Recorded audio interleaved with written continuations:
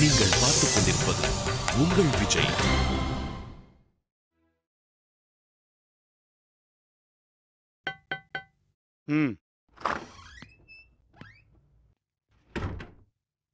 Good morning sir.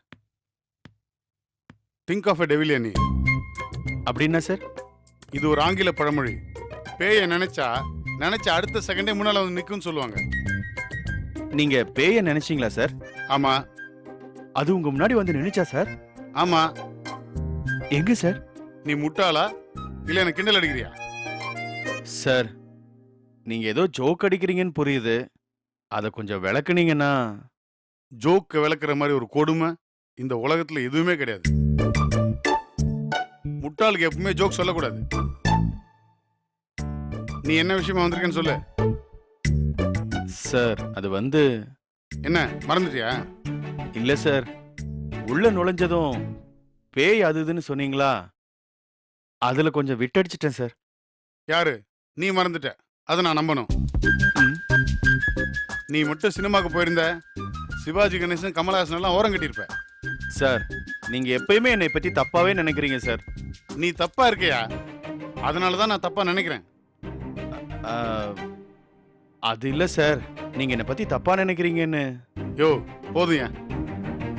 Goundamani ஏதோ படத்துல சொல்லுவாரு, முடிச்சவுக்கி முல்லை மாதிரி கேப் மாதிரி அப்படின்னு சில ஃப்ராடுக்கான வார்த்தைங்க எல்லாம். இதெல்லாம் தனித்தனி தான் நான் பார்த்துருக்கேன். ஆனா மொத்தமா எல்லாம் கலந்த ஒருத்தனை இப்பதான் நான் பாக்குறேன்னு சொல்லுவார்ல சார். அப்ப நான் அதெல்லாம் கலந்த ஆளா சார்? இல்லையா, அதுல ஒரு 2-3 விஷயத்தை விட்டுட்டாரு. அதெல்லாம் கலந்தவன் தான் நீ. கமலஹாசன் 2.5 மணி நேரம் படத்துல தான் 10 வேஷம் போட்டாரு. நீ பல வருஷமா இந்த 10 வேஷத்தை ஆபீஸ்க்குள்ளே போட்டுட்டு இருக்க. சேர்மனை பார்க்கும்போது ஒரு கெட்டப், சிஓஓக்கு ஒரு கெட்டப், என்ன பார்க்க வரும்போது சின்ன தம்பி பிரபு மாதிரி மூஞ்ச வச்சுக்கிறது. அப்படி பாவமா பார்க்கறவன் எல்லாம் பாவமான ஆள் கிடையாதுன்னு எனக்கு தெரியும். நீ என்ன விஷயமா வந்த நான் சொல்லிட்டா? விஷ்ணு மேலையா இன்னும் நடவடிக்கை எடுக்கல. 1 வாரம் ஆச்சு. இன்னைக்கு ஈவினிங்குள்ள நம்ம ஏதாவது முடிவு எடுக்கணும். பாம்பே ஹெச்ஆர்ல சொன்னாங்க, டெல்லி ஹெச்ஆர்ல சொன்னாங்க, கார்ப்பரேட் கவர்னன்ஸ் கமிட்டி சொல்லிச்சு. இப்படி ஏதோ ஒரு ரீசன் தானே? என்னையா கரெக்டா? இல்ல சார், விஷ்ணு இங்கேயே இருக்கிறதுனால ஆபீஸ்க்கு வர பெண்கள் ரொம்பவே பயப்படுறாங்க. யோ, எதுக்கு தேவையில்லாம என் வாயை கலர்ற? இப்ப என்ன, உனக்கு நீ ஈவினிங்குள்ள முடிவு எடுக்கணும் அதானே? எடுத்துடலாம் விடு. ஈவினிங்குள்ள நான் மெயில் அனுப்புறேன். Thanks sir.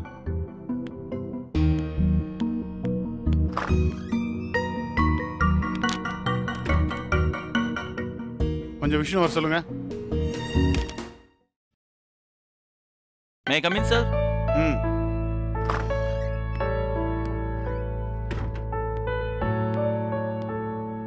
Good morning, sir. Good morning. உட்கார். விஷ்ணு, நான் சுத்தி ஒழிச்சு பேச விரும்பல. நேராவே சொல்றேன். உன்னோட கேஸ்ல முடிவெடுக்க வேண்டிய அதிகாரத்தை எனக்கு கொடுத்துருக்காங்க. நான் நினைச்சா நீ தப்பு பண்ணலன்னும் தப்பு பண்ணன்னு என் இஷ்டத்தை சொல்ல முடியாது. அப்படி சொல்ல மாட்டேங்கிற நம்பிக்கையில தான் என்கிட்ட இந்த பொறுப்பை ஒப்படைச்சிருக்காங்க. என்னோட கான்ஷியன்ஸுக்கு நீ தப்பு பண்ணலன்னு தெரிஞ்சிருந்தாலும் பேஸ்ட் ஆன் மை கான்ஷியன்ஸ் நான் ஒரு முடிவும் எடுக்க முடியாது. சர்க்கம்ஸ்டான்ஷியல் எவிடன்ஸை வச்சு தான் நான் ஒரு முடிவுக்கு வர முடியும். அந்த எவிடன்ஸ் உனக்கு எதிராக இருக்கு.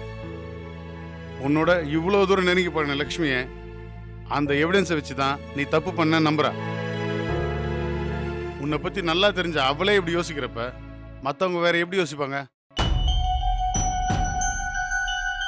இந்த ஊழல் அந்த ஊழல்னு தினம் பத்திரிகையில் எத்தனையோ ஊழல்கள் பத்தி படிக்கிறோம். அதுல எல்லாம் ஒருத்தர் தப்பு பண்ணாருன்னு ப்ரூவ் பண்ணணும்னா போலீஸோ சிபிஐயோ அவர் தப்பு பண்ணாருங்கிறத ப்ரூவ் பண்ணணும். ஆனா அதுவே இந்த மாதிரி ஒருத்தர் கேரக்டர் மேல கம்ப்ளைண்ட் வந்துச்சுன்னா கம்ப்ளைண்ட் கொடுத்தா போதும். தப்பு பண்ணாருன்னு ப்ரூவ் பண்ண வேண்டிய அவசியமே இல்லை. யார் மேல பழி வருதோ அவங்க தான் கஷ்டப்பட்டு நான் தப்பு பண்ணலங்கிறத ப்ரூவ் பண்ண வேண்டியதா இருக்கும். ரஞ்சனி ப்ரூவ் பண்ண வேண்டிய அவசியம் கிடையாது. நீ தான் தப்பு பண்ணலன்னு ப்ரூவ் பண்ணி ஆகணும். 1 செகண்ட் போதும் ஒரு நல்லவனை கெட்டவன் ஆக்குறதுக்கு. ஆனா திரும்பவும் அவன் தான் நல்லவனு ப்ரூவ் பண்றதுக்கு நிறைய டைம் எடுக்கும். சார், நான் நிஜமாவே எந்த தப்பும் பண்ணல சார். சில சமயத்துல முட்டாள்தனமும் அலட்சியமும் கூட தப்பு தான். உன்னை சுத்தி உள்ள சூழல் என்ன, உன்னை யாரு பாலிடிக்ஸ் பண்ணி கவுக்க பாக்குறாங்க, இது எல்லாமே புரியாம நீ முட்டாளா இருந்தன்னா உன் முட்டாள்தனத்துக்கு சில சமயத்துல தண்டனை கிடைக்கும். கரெக்டாக நடந்துக்கிட்டா வெற்றி, தப்பாக நடந்துக்கிட்டா அனுபவம். அந்த அனுபவம் அடுத்த தப்பு பண்ணாமல் இருக்கிறதுக்கு உதவும். ஆனால் என்ன, இந்த அனுபவத்துக்காக கொடுத்த விலை கொஞ்சம் ஜாஸ்தி. இன்னைக்கு ஈவினிங்குள்ளே நான் மெயில் அனுப்பி ஆகணும். இது வரைக்கும் நான் விசாரிச்சது, எனக்கு கிடைச்ச இன்ஃபர்மேஷன், இதெல்லாம் வச்சு நான் ஒரு முடிவு எடுக்கிறப்ப அந்த முடிவு உனக்கு எதிரான முடிவாக தான் இருக்க முடியும். வாழ்க்கை இதோட முடிஞ்சு போகிறதில்ல, இன்னும் நிறைய இருக்கு. மாரலாக டவுன் ஆகிடாமல் அடுத்து என்ன பண்ணலான்னு யோசி. All the very best.